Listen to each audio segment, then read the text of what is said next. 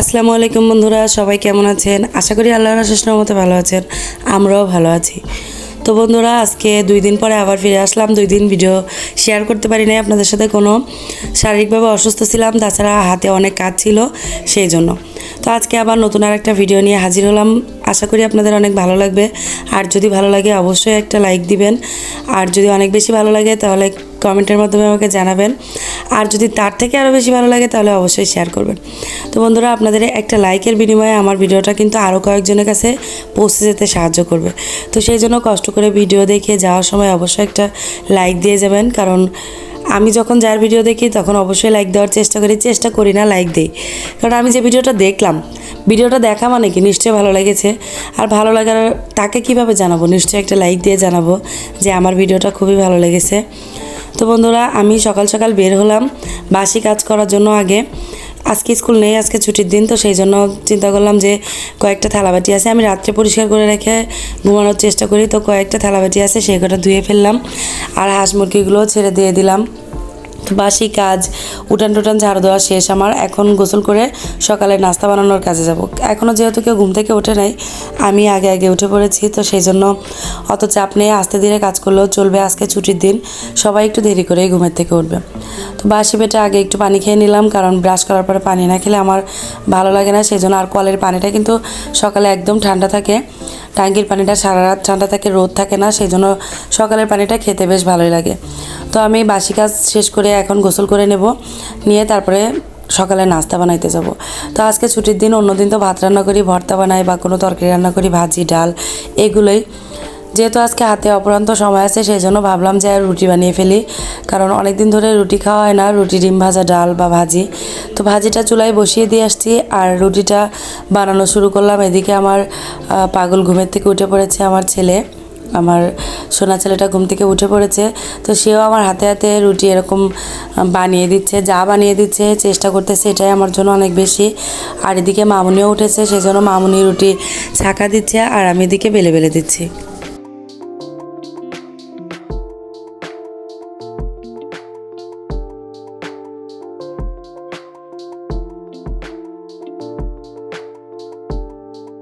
রুটি বানানো শেষ, ডিম ভেজে নিয়ে আসলাম ফারাবির জন্য। আমাদের জন্য ভাজি আছে, ভাজিতে একটু ঝাল, তো সেই জন্য ফারাবিকে আর ভাজিটা দেবো না, জাস্ট ডিম ভেজেই খাওয়াবো। ফারাবির রুটি আর ডিম ভাজা খুবই পছন্দ করে, আর আমি এরকম একটা চাল নিতে নিয়ে আসলাম রুটি, কারণ আমি নিয়ে আসি নাই, নিয়ে আসছে ফারাবির অনেক ক্ষুধা লেগে গেছে। তো ফারাবি বললো যে মামি আমাকে আগে খাইয়ে দাও, তো সেই জন্য ফারাবিকে আগে খাইয়ে দেবো, পরে আমি খাবো। আর দুপুরে রান্নাবান্না আছে, দুপুরে এক চুলায় ডাল বসিয়ে দিয়ে আসছি, আর এক চুলায় ভাত। তো দেখি দুপুরে কি রান্নাবান্না করা যায়, ফ্রিজে সবজি আছে, দেখি কি রান্না করা যায়। আর এদিকে ছুটির দিন, সকাল সকাল কাজটা শেষ করে মেশিনে বসবো বা একটু মোবাইলে আপনাদের ভিডিও দেখবো, এগুলো কাজই করা হয় ছুটির দিন। তো সেই জন্য ভাবলাম যে ভাতটা বসিয়ে দিয়ে আসি, ডালটা বসিয়ে দিয়ে আসি, এদিকে সকালের নাস্তাটাও আমরা সবাই মিলে শেষ করে ফেলি। আসো, দেখো তো হাঁসের বাচ্চাটাকে মেরে কি করছো, এদিকে আসো, এরপর আসো। তুমি হাঁসের বাচ্চা মারছো কেন? হ্যাঁ, হাঁসের বাচ্চা ফিক্কা মারছো? কে ফিক্কা মারছে? এই যে কোথায় ফিক্কা মারছিল?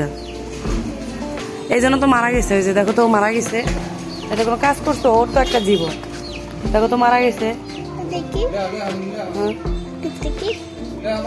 তুমি নিয়ে যাও, আমি নিতে পারবো না, হাতে দিতে পারবো না।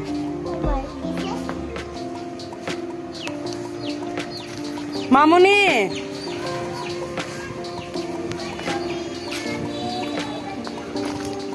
মরা পশু পাখি তো মাটির নিচে গেড়ে ফেলাই উচিত, মাটির নিচে পুঁতে ফেললে আর জীবাণু ছড়ায় না। এতটুকু গর্ত খরচ বেশি করে করতে হবে।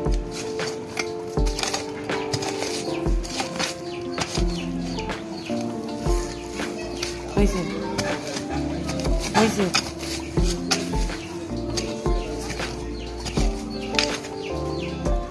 হয়েছে।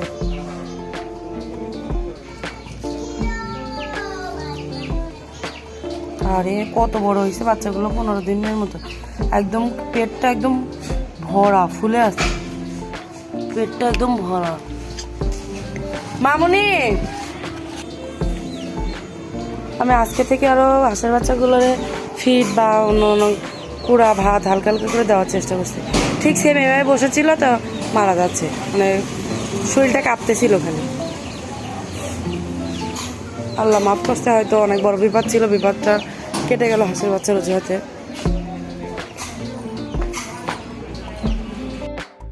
ফারাবিকে দুপুরবেলা খাওয়া দাওয়া শেষ করে ঘুম পাড়িয়ে দিয়েছি।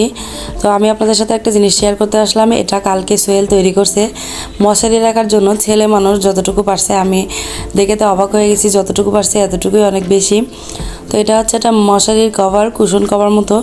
তো বাইরে এরকম আমাদের একটা এক্সট্রা কাপড় ছিল, পর্দার কাপড়, তো সেটা দিয়ে বাইরে দিছে, আর ভিতরে একটা সুতি কাপড় 60 পিস, তো সেটা দিয়ে ভিতরে যে পাটটা দেওয়া লাগে সেটা দিয়েছে। তো যতটুকুই পারছে আলহামদুলিল্লাহ মশারি রাখার জন্য। তো মশারি আমরা সবসময় অড্রয়ারে ঢুকিয়ে রাখি। তো সোহেল মনে হয় চিন্তা করলো যে অড্রয়ারে ঢুকে রাখা থেকে এরকম একটা কভার বানানো বেশি ভালো হবে, মশারি তো প্রচুর ময়লা হয় এখানে ওখানে ফেলে রাখলে, তো সেই জন্য এরকম একটা কভার তৈরি করছে। আমার তো বেশ ভালো লাগছে, আমি দেখে অনেকটা খুশি হয়ে গেছি, কারণ আমি অনেক দিন ধরে মনে মনে চিন্তা করতেছিলাম যে এরকম একটা কভার তৈরি করব। তার আগে সোহেল তৈরি করছে, যদিও অতটা বেশি একটা ফিনিশিং হয় নাই, তারপরও আমার কাছে অনেক বেশি, কারণ সে ছেলে হয়ে এতটুকু তৈরি করতে পারছে, এটাই অনেক বেশি। এই সাইডটা একটু দোলা হয়ে আছে, তাতে কোনো ব্যাপার না, সুতা হয়তো ভিতরে টান লেগে গেছিলো, টান দিয়ে ঠিক করে দিলাম। তো কভারটা আমার বেশ ভালো পছন্দ হয়েছে, এই কাপড়টাতে এটাতে তৈরি করা যাবে। আইডিয়াটাও আমার ছিল না, কথাটা কেমন জানি ঘুরিয়ে গেল। তো আইডিয়াটাও আমার ছিল না, এটা সোহেলেরই আইডিয়া। জিনিসটা বেশ ভালো হয়েছে, আমি তো অনেক খুশি। আর এদিকে রাত্রের খাবার দাবার দেবো। ভারাবি ঘুম থেকে ওঠার পরে সন্ধ্যার পরে এক্সট্রা কোনো ভিডিও করা হয় নাই, একটু ম্যাশিংয়ে বসছিলাম কাপড় চোপড় তৈরি করার জন্য, সেই জন্য আর ভিডিওটা করা হয় নাই। তো বাবাকে মাকে আগে ভাত দিয়ে দেবো, ফারাবিকেও খাওয়াবো, আর আমি ভাইয়া সোহেল একটু পরে খাবো, কারণ ফারাবিকে আগে খাওয়া দাওয়া শেষ করিয়ে তারপরে আমরা খাই, কারণ ফারাবি খাওয়ার সময় অনেক ডিস্টার্ব করে। ফারাবিকে খাওয়া দাওয়ার শেষ করিয়ে মোবাইলটা দিয়ে বসাইলে তারপর ফারাবিকে খাওয়ায়। তো মামনির ভাত আর বাবার ভাতটা আগে বেড়ে দিলাম। তার মানে মামনি, বাবা আর ফারাবি একসাথেই খাওয়া হয়, তাদের সবসময় 3 জন, আর ভাইয়া আমি আর সোহেল একসাথে খাওয়া হয়। তো বাবা মামনির ভাতটা বেড়ে দিলাম, এদিকে ফারাবির ভাতটা বেড়ে নিলাম। তো আজকের রেসিপিতে ছিল লাউ দিয়ে, পাঙাশ মাছ দিয়ে আলু ভর্তা, ডাল, আর আমাদের ক্ষেতের থেকে কিছু পুঁইশাক পাতা আর ঢেঁড়স শুটকি দিয়ে এরকম ঝাল ঝাল করে রান্না করছি। ঝাল ছাড়া ভাত খেতে একদমই মন চায় না। বাবা ফারাবি তারা তো ঝাল ছাড়া খাবার খায়, আর আমার ঝাল ছাড়া খেতে মন চায় না, ভাইয়াও সোহেলও। সেজন্য আমাদের জন্য আবার একটু ঝাল দিয়ে, শুটকি দিয়ে, বেশি করে ঝাল দিয়ে আর 2-3 পদের সবজি দিয়ে রান্না করছি।